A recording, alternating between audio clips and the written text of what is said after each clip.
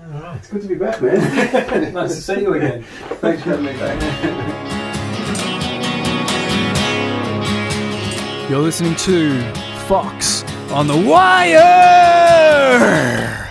podcast. Let's talk about Even, iconic Melbourne-based rock trio who just celebrated your 27th anniversary. How does that feel? 27 years as a band with the same three guys. I know. It's quite an achievement. I'm trying to think of other bands that have had the same lineup since day one, and I can't think of a lot. Aerosmith, U2. Mm-hmm. Yeah, there's not a lot of bands that come to mind. I'm sure there's quite a few out there. Yeah. Green Day? Yeah. Living End. Had a different drummer. Oh. Yeah. Oh, okay. Yeah, had drummer change, yeah. All right. We've only had a lineup additions. We've never had a lineup sort of overhaul, so to speak, yeah. Okay. Anyway, I digress, as you know, from part one. So you played your first show together on March 4th, 1994. And, you've picked up generations of fans along the way since then and obviously built a very loyal fan base. So that first show was at the Empress of India Hotel in Fitzroy North with Ammonia and Hurdy Gurdy. And you recently posted the set list that you used for that night. Yeah. Is there any songs from that set list that you still, have as a permanent song on today's set list? Not permanent. And part of the reason is, this is a fairly lame reason, is that some of the early songs had different guitar tunings. Oh, yeah. So depending on how prepared I am for a show, I won't write a set list full of different tunings to keep it easier for myself during guitar change. That's what a stupid reason to not play songs anymore. No, but, makes sense. Makes sense. They can be played in standard tuning, just some of them don't resonate the same way. But yeah. Occasionally we'll play 24 Hour Cynic or Superglue, which I think is on that first set list from memory, which were on our first EP in 95. But like I was talking to you about last time, sometimes I might have been a bit self-conscious in the past about playing older material in that sort of grungy area where we sort of maybe trying a bit too hard to be something we weren't. But I think now, having been around long enough to have that distance from that period, I don't feel so sort of embarrassed or shy about playing that old stuff anymore, because it's part of it's part of the band's body of work, for want of a better word. Yeah. Which is consisted of about 7 albums, a couple of EPs and a few compilations. What does it feel like to have such a massive body of work behind you? And obviously you're still creating a lot going forward, but what's it like to have that in the background in your library of music? Well, it's exciting in many aspects, because as a kid or as a teenager, you kind of fantasize about releasing a record or a CD, and you can share that joy of having your music documented on a CD or a cassette or a record. It's a bit surreal when you're doing it yourself, and I'm not sure about yourself, but I often feel that everything I do falls short of my heroes. Yeah. And I guess that's the motivation for continuing to make music. You try and perfect what you do, or not perfect because that's impossible, but you try and refine what you do. To give you a more condensed answer, I feel proud that our band was deemed worthy to be signed back in the early or mid-90s to Rubber Records. We did 3 albums with Rubber before we went independent in about 2003. Yeah, so it feels nice to have your own records in your collection, but that said, I don't often derive much pleasure listening to my own music. Yeah, I think once you go through the phase of writing it, recording it, and probably playing it live a bunch of times, there's probably little desire to go back and chuck on a CD and see what it sounds like. But yeah, I think the joy comes from making it and performing it. I don't get I don't get maximum joy hearing it back. But that said, the more time I've spent recording, I get pleasure from hearing it if it's a true indication of what I'm trying to put across. Like, you know, even the real mixed bag, it's a, you know, I like the Sex Pistols and Pink Floyd and ABBA and Kiss and REM and the Stone Roses and Funkadelic. So it sounds nothing like any of those bands, but if I like it, and hopefully if Matt and Wally like the songs that I'm putting forward, then that's, like I said earlier, you know, the other chat we had, it's kind of its own reward. Yeah. Yeah, and I guess all those inspirations you draw from somehow funnel out into an even song or a solo song of yours. Yeah. All the influences spill out in some way. So in 2018, you guys released Saturn Returns, which is probably one of my favourite cover arts I've seen in a little while. And the vinyl was also available in hot pink, apparently. Is it still? There could be a few kicking around. Yeah. I'm not sure if the coloured vinyl thing is kind of worn off now. I think it might be. I think we might have cooked our goose in that world. So maybe the next one will just be, you know, 180 gram black vinyl. Yeah. Back to basics. Yeah, there's probably a few kicking around. I guess it had been 7 years since we'd made a record, so we thought let's just have fun with it. And like I said to you on our previous discussion, with the cover, I just wanted to be bold and just, you know, put ourselves out there, even though we're older now. But it's the same three people making the music, and I don't put my face on record covers very often. I did it once in '98 with Even, and once in 2014 with Paul Kelly on the Merry Souls album. And I look like I just robbed a bank. I look like I've just crawled out of a dumpster with a mustard suit on, I tell you. And my son and daughter, they tease me every time they see that photo. When Paul sent us the photos for approval, I said, not sure about this photo. And this was 2014, and I thought, man, it's been, you know, so long since I've been on an album cover. I at least want to be happy with the photo. Yeah. Paul goes, oh, no, Fish and I really like it. Fish was the guy doing the artwork. I think his name was Fish. You know, it's one of those kooky industry nicknames. Anyway, and I just fired back the email saying, it's your album, man. Yeah, whatever. Yeah, no, you know, in a nice way, it's like, okay, I can't help the way I look. I look like I've just crawled out of a bin at the back of a supermarket. But getting back to the Even thing, it's like, okay, I'll spruce myself up. Yep. To the best of my ability. And if I may digress briefly, the day we got that photo taken was the same day that I recorded all the guitar tracks for the last track on the record, Return to Stardust. Okay. So we got the photo shoot done in the studio about 5 or 6 in the afternoon. Jay Hine, who took the photo, he packed up all his gear, his tripods and his umbrellas and all that stuff, and Matt and Wally and Jay all exited the building, and I did a Jimmy Page and sort of, you know, shoot everyone away and let me get busy. So I redid all the guitars for Return to Stardust, the last track on the record. So can I digress again? Sure. Okay.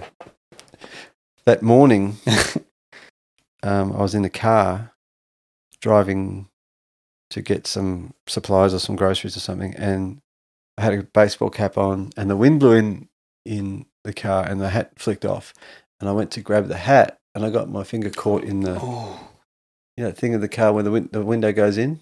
You know, the recess where the window would normally go. I got my finger caught in that on the way through to grab my hat, and I'm driving. I look at my finger, and I realised that I'm no doctor, but I think I dislocated it. Yeah. And it was a finger that I'd had previously injured as a kid. So I did all that business. And I was recording that night, okay? So dislocated finger, photo shoot, redid all the guitars for one of the tracks on the same day. So I look back on that album cover very fondly for different reasons. What hand was the finger? Thankfully it was on the strumming hand. Right, okay, yeah. So on the night of doing all these guitar parts, I think I had a bit of elastoplast on these guys. Yeah, I did actually, and I've got the picking hand, and I'm, pretending for 9 minutes that I'm David Gilmour. Yeah. Playing essentially a guitar solo through the whole song. And Timmy Johnson, who tracked that song, was in the control room. I'm in the recording room with 2 AC30s, a Rat pedal, a Strat, a delay pedal, and I'm having the best day of my life. Nice setup. Yeah. Yeah. So the day ended with me playing guitar. Yeah. It started with me dislocating my finger. Man, those fingers are a precious thing, aren't they? Well, as you know yourself, as a guitarist, they are to be looked after. Yeah.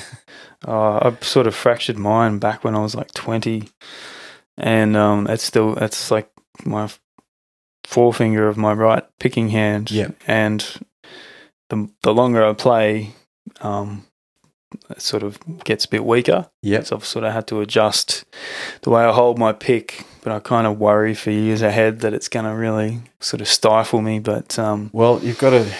It's not for me to say what you've got to do, but what you might do is develop some kind of exercise for this guy. I sound like a sports scientist now. Well, it's kind of. Or you could just gaffer tape the pick to your thing. Yeah. I just think of Tony Iommi. He managed to play all that amazing guitar with caps, plastic caps on his fingers. I mean, that's just insane. What did he chopped off basically the tips of his fingers, didn't he? I believe so. Or something. Yeah, I don't quote me on this. Yeah. I think it might have been a workplace injury. Yeah.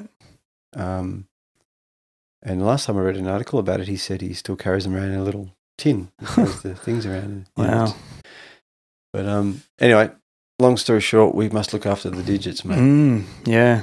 I mean, you look at someone like Mick Mars from Motley Crue, his whole body is basically seized up on him because of his bone disease. I can't remember what it's called, but somehow his fingers still manage to work and he can play his guitar. Yeah, he's which is incredible. Because could have been the other way around, Yeah. Could have been the hands going first. Yeah.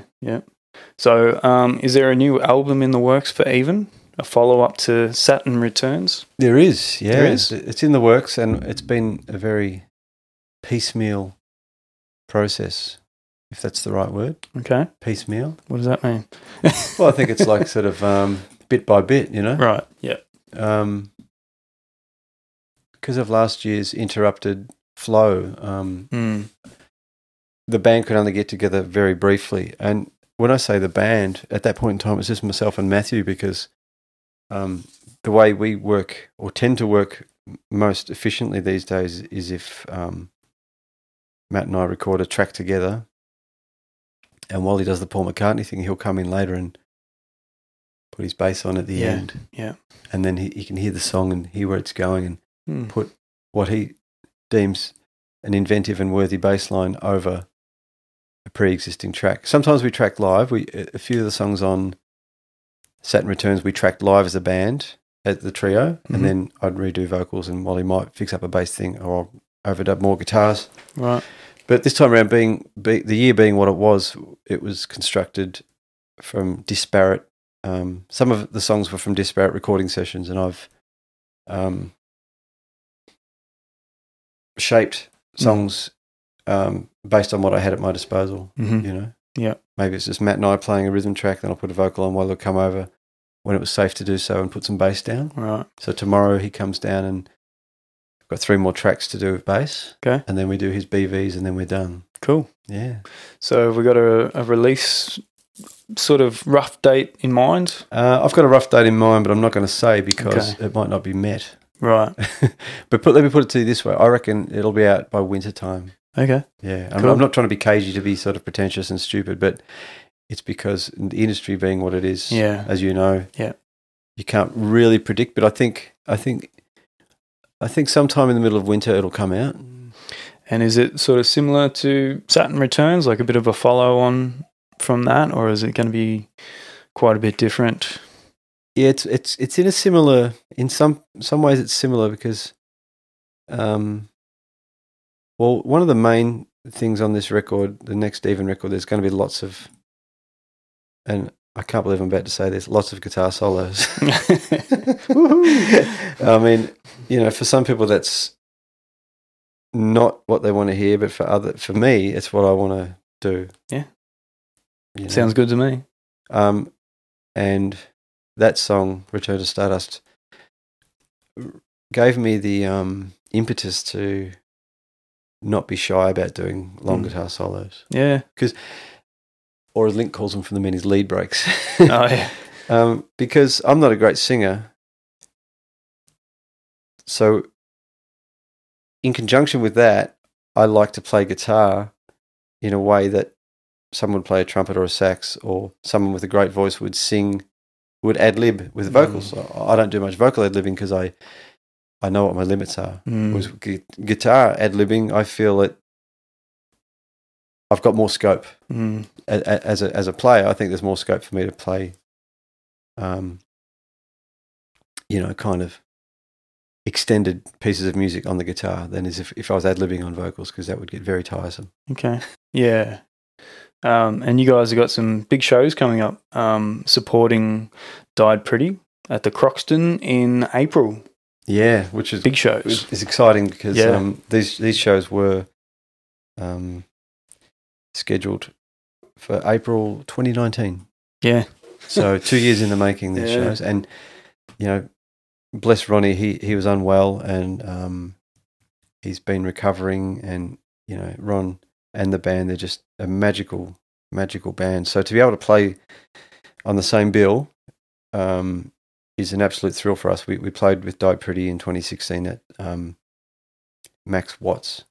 Might have been still called the Hi-Fi by then, I can't remember. But, you get to play your own music, but then you also get to sit side of stage and watch Die Pretty. So, we're all in our 50s now, but we're still fans of music. We still love seeing great bands, and we get to see them as well as play on the same show, which is it's an honor. I don't mean to sound falsely sincere about that, but it is an absolute honor. Yeah. Is there any chance of you jumping on stage for a song, for an encore or something like that with them? That's a great question. Or can I not give that away? Well, the thing is, I can't speak for Die Pretty, but they've never struck me as a kind of band that would invite extra kind of musicians on stage. But I mean, if there was a Velvet Underground or a Doors song that they were happy to do, and I'd definitely come up. But look, it's probably safe to say that no, I'll just be watching from the wings. Okay, which is cool. Yeah, you can just relax then. Absolutely.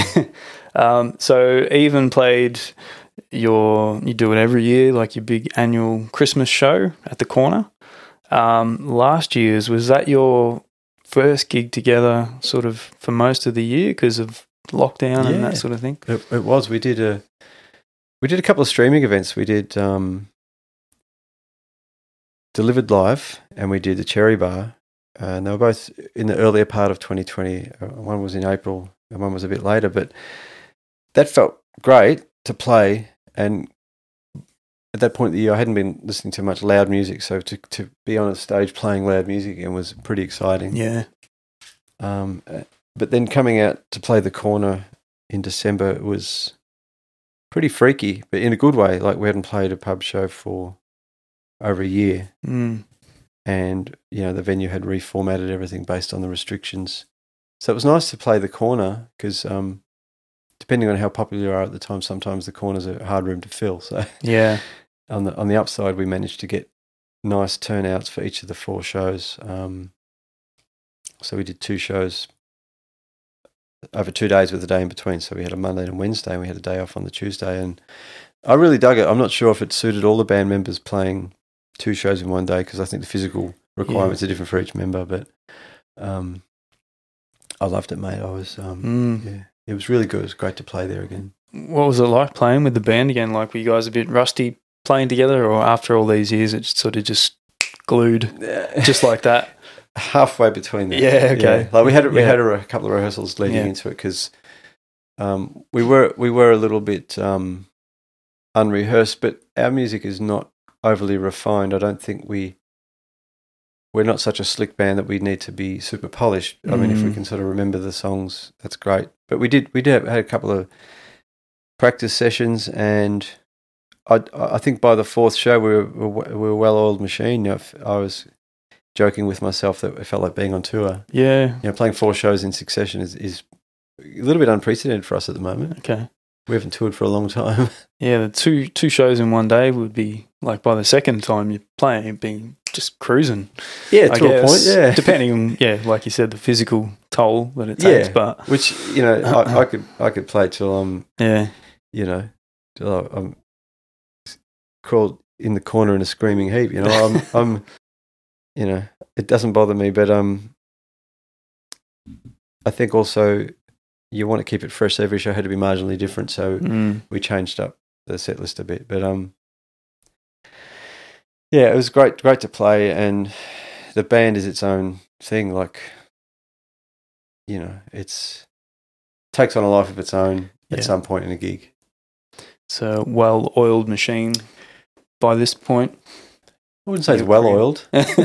Pretty well-oiled. Frequently oiled. Yeah. Okay. Yeah. So with your sound as a band, like there's definitely a pop sensibility. Yeah.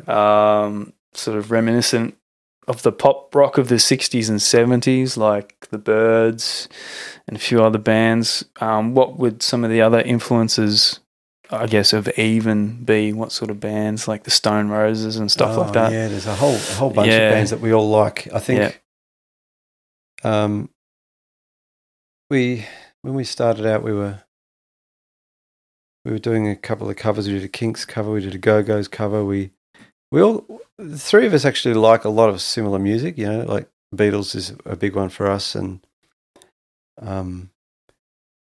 the Lars, the British band from Liverpool who put out a record in 1989, 1990. The Lars, we all love the Lars, and the Smiths. We're all massive fans of the Smiths, it's a band that really polarizes some people, but for us, we're like all Smiths tragics. Yeah. We love Zeppelin and the Who and the Kinks. Hoodoo Gurus, like a lot of our gig going days in the 80s was out seeing bands like the Hoodoo Gurus and Midnight Oil, and so I didn't answer the question, did I? Yeah, pretty much. There's quite a few different ones, as I sort of assumed there would be. Well, lots of different. Lots of 60s, 70s. Stones, and I think we all like different periods from different artists. But I think the common ground, it's our common ground is pretty strong, So I had a question from Rob Haller.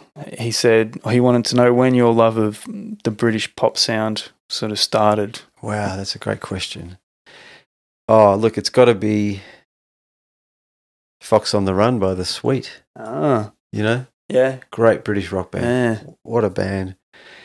I think it all filtered down from there, like The Sweet, Kiss, who within the members of that group were all Anglophiles. They loved Bad Company and Free and the Beatles. So all the Kiss guys were big fans of British rock. Yeah. And that filtered through their music to me. And then Beatles, like the Beatles floodgates opened for me probably as a teenager. Yep. And then once that gate is open, it's like, okay, well, there's the Who and the Kinks and the Yardbirds, Rolling Stones, let's not forget the Stones. Yeah. And then as you get older, you discover other British rock bands or American rock bands. But okay, so I guess to pinpoint it, probably in the mid-70s with Foxx on the Run by The Sweet. Yeah, so that was mid-70s? Yeah. Yeah. I think I recall from memory, I think it was 75, but I'd need you or one of your listeners to fact check that for me without the Google machine in front of me. But every time I see that single in a shop, I buy it. Yeah. I've still got the original my brother and I had when we were kids, but on the rare occasion that I do a DJ set, I always make sure I've got a copy of Foxx on the Run. It's still a great sounding track too, isn't it? It's astounding. Yeah. Like that synthesizer opening and just the power of the band coming in. But I think Sweet may have been unfortunately dismissed due to their pop status, but they rocked, man. Like each member of that original lineup were virtuosos. in their own way. Mick Tucker on the drums was just an absolute beast. Yeah. Andy, Steve, and Brian were all brilliant musicians. I feel that might be overlooked, but I think when you talk to musos and when you scratch the surface of the suite, people, they have that sort of glazed-eyed knowing nod of how good they were. Okay. The singles that they had in that period, 75 to 80, are just phenomenal. Yeah. Okay. And even guest programmed Rage last year. Was that your first time doing that? Yes, our first time. And we programmed. It was filmed in November 2019. Okay. So, the wonderful world of 2020 meant that it got aired a bit later. Right. Sorry. And there was a comma there and I cut you off. No, that's all right. I mean, it must have been, great to do that, obviously, and pick everyone's sort of playlist for the night and early morning. Is that something you've been wanting to do all these years? Yeah, it was an absolute wish list thing for us. And with that comes the dilemma. Who do you leave off the boat? All the Aussie bands that we came up with in the 90s and 2000s. I kind of made a little bit of a blanket decision to not play anyone so that I wouldn't offend anyone. Right. Of all my mates, okay. Which it's a little bit of a cop out. But I think we might have played a Snout song just as a representative of all the Aussie acts that we, not representing all the Aussie acts, but as a hat tip to the fact that we had peers that we left off our playlist only because we didn't have enough time to playlist them all. So it was exciting, but it's also a dilemma because there's a lot of music you have to leave off, and you've got 3 people in the band, so each member has a finite amount of songs to playlist. So it was a little bit like in Wizard of Oz when you get behind the curtain and you see there's a dude there with a machine. It's like you imagine what programming Rage would be like, having never been able to do it. But then when you get to do it, it's like, oh shit, we only get this amount of songs. It's tougher than you think. Yeah, but it was great. And actually, I had fun. I had fun watching it I watched it in real time at home and stayed up all night watching it, just enjoying the music that we picked, and we were definitely showing our age and our roots. Yeah, cool. Well, sticking with the whole TV thing, obviously being in a band in the 90s in Australia, we had that awesome show called Recovery, which even featured on a few times. I think was your first appearance playing Mayfair Laundry Bus in 1998, and you had short hair. Yes, I had short hair. Yes. I think I'm due for a haircut. I think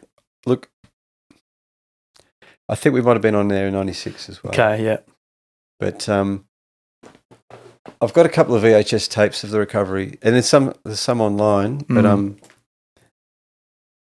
man, what can you say about Recovery? It was just such a godsend having a live music show in the 90s. And the funny thing is the shoot was so early, and often ourselves or other bands would have had gigs the night before. Some bands probably didn't even get to go to bed, but it was brilliant. And you have a potential audience there, just some kids who might not get to go to gigs in the city or go to licensed venues. They have this chance to see a band that is right in front of them. There's a Regurgitator over there. There's Magic Dirt over here, and there's Jebediah, or had the Foo Fighters on there as well. Yeah, they had a lot of big acts, and John Spencer, and it was brilliant. Like it seems a world away now. It does, yeah. I mean, we sort of grew up with that every Saturday morning. Chuck on the TV early in the morning, and Dylan Lewis, he was perfect for that. Yeah. And it was just such a great show. And you did appreciate it at the time, but even more so now, because we don't sort of have anything like that anymore. No, I don't think. We don't have a weekend morning show with comedy sketches and live music and touring bands popping in. And it was just good fun. Yeah. Do you think we're really missing a show like that in today's landscape? Like, even if it's just within Australia, we're just really missing that sort of show. And unfortunately, it can't be you can't reheat the souffle, as I like to say, because with digital media being what it is now, the allure of free-to-air TV doesn't hold the same weight as it did in the pre-internet kind of era. Like I'm old enough to know that Sunday night there's a show that I want to watch and I'll watch it in real time. Yeah. Whereas nowadays you can watch anything, anywhere, anytime, pretty essentially. You don't really miss anything. Yeah. So yeah, I think we miss it, and I think we need something like that. But unfortunately, I don't think it would be hard to cultivate the excitement, given that everything is so accessible and spread out now, and everything's available almost, around the clock. So I'm not sure. I mean, I'm not sure if the excitement would be there if there was a live music show. It'd be great if there was one. Yeah, because I mean, it was great for, fans of music, but it was also great for the bands. It was a great outlet for the bands to jump on and play your music, because there doesn't seem to be anything like that now. I know it's a totally different time, but was there talk of bringing that back? I'm not sure. There could have been. I know ABC had a show called The Set on last year, 2019, and some of the people that I've worked with at the ABC have had a hand in that show getting off the ground. That's a similar concept, a bunch of live music, almost like a Jules Holland thing, where there's a few different artists in almost like a club environment, which was nice, but more of a nighttime kind of thing. And then you might recall Recovery went to nights for a while there.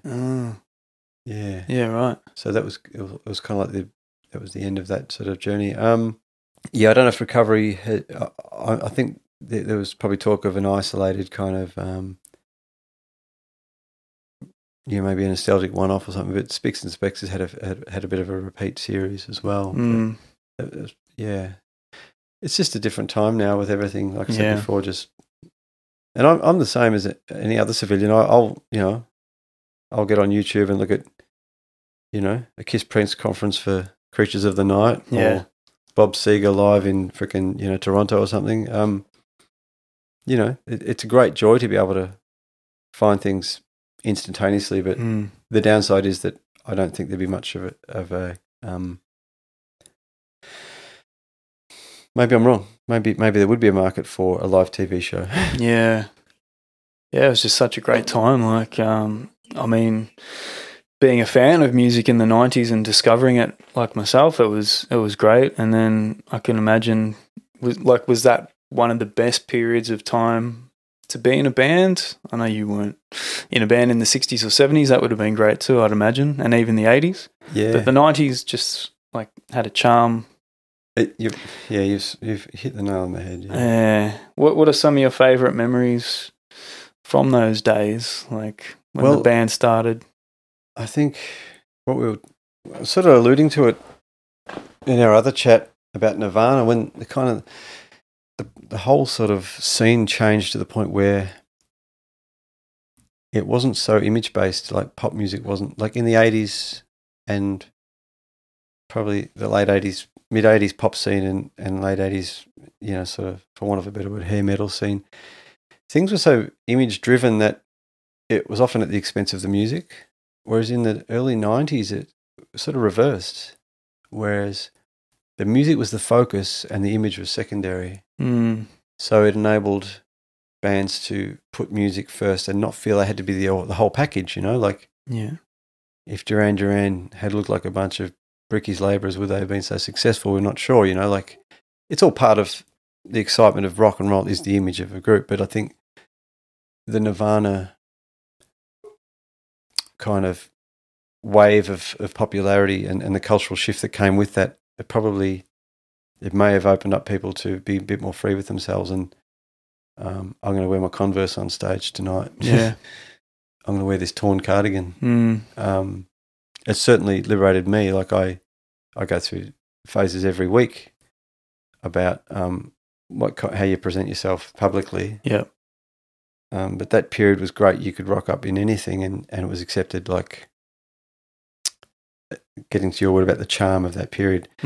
Each band had their own kind of vibe, and there was a really sweet spot for me, probably around 95, 96, when our band had sort of been around for a year or two, and there seemed to be a real kind of community mentality before each band sort of had aspirations to go beyond the community of their bands. Like, I just remember the scene around the Evelyn and the Punters Club in Brunswick Street was a real hotbed, for want of a better word, of bands that that we played with and felt an affinity with. Okay. Because we're all fairly unassuming bands, you know. Yeah. I don't know. It was a great time. It was a really cool time. I probably didn't appreciate it as much at the time as I should have, because I was probably hung up on, you know, living in it and having neurotic 20-something, you know, personality traits. So it was definitely a feeling of a scene as such. Yeah, absolutely. And it was great. And I think, you know, like the sort of the ripples of the whole Nirvana impact permeated through a whole bunch of different sort of urban music communities. So all the bands around that time, like in that scene that you're talking about, were they all really supportive of each other? In general, I felt they were. I felt I felt that there was, like I said before, real community spirit. Like, even now, there's a similar kind of mentality. Whereas, we're playing. Can we use your backline? Can I use your amp? Like that sort of became known to me when we went up to Sydney for the first time. We slept on someone's, you know, floor or couch. We used to crash at each other's houses. You know, our bands would stay at each other's houses when they travelled interstate and borrow each other's gear, and it was really cool. Like, there was at that point, I don't think anyone was jockeying for kind of top dog status. There was always going to be a bit of that involved, depending on your personality type. But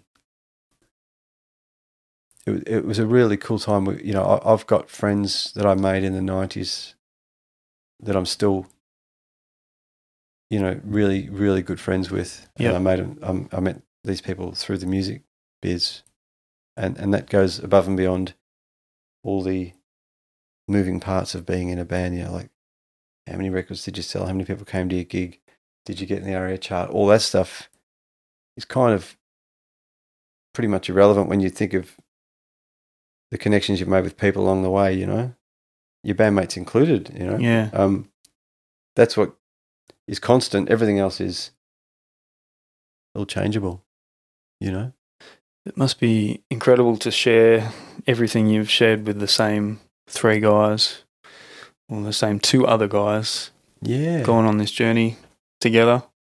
I think it's pretty surreal. I mean, there's a bit of luck involved as well, because you know, it can be a bit of a fluke if there's a combination of people that can work together. You know, it's for that extended period, because a lot of bands in the past burn brightly, and then that's it. They can't put it back together. So it's been an absolute